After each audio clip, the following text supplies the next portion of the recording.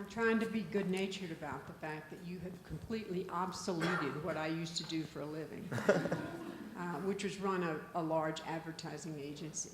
So we knew how to staff Ogilvy when we were putting our house together. And I want to ask you a slightly different question. What sorts of talents, affinities, and skills do you want to surround yourself with these days? These guys. Well, we've got to get a little further and deeper. Okay.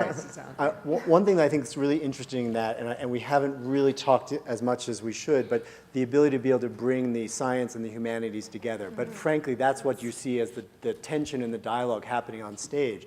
So it's people who understand the computer science, the ability to program, with the people who understand what is evocative to humans, so, how to tell stories. So personally, I think it's about getting those two groups together in a really collaborative way. I think that was the genius of Steve Jobs. I think that's the genius of some of... Especially if you, I mean, the tech stuff is always cast in terms of tech, but if you think about it as a language, then it belongs in the humanities.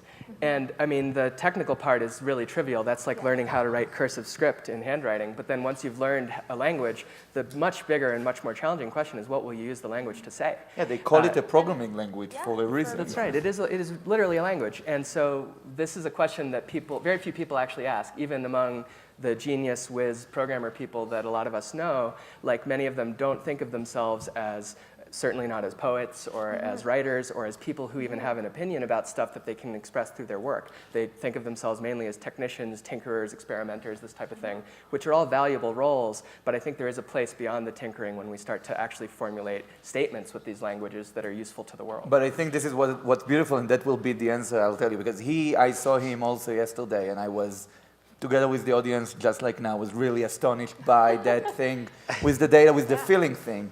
And the reason is that usually a developer would go and maybe, like in your head, would join Google or Dell or whatever and will do something boring. Here, like what happens now, sorry, are they sponsors or something? I don't think you've named anyone specifically. Anyway, now what happens is that suddenly there's like people that I feel like the friends I grew up with who are learning some kind of programming language because their parents bought them a Commodore, a computer, and things like that. But if they wouldn't have had that, like if I haven't had the Commodore, I would probably just have a rock band, and I would like more do weed and stuff. Right now, here what you see is someone that knew that language, that speaks that programming language, but is an artist. So he wants to see something, create an art that like an artistic person would think about, and he creates an art form that didn't exist before. And that's what I think is so greatly beautiful about it, because then you really open up what's the canvas of creation. And at least in Interlude, in my company, and I think in a lot of like startups and things like that, you look for those people. And it's a very difficult thing to find, because usually those people are just like artists, are very self-centered in a good way. And like they want to do their own thing. Self-sufficient is the word. Self-sufficient. I understood politically correct in a lot of things today. Thank you.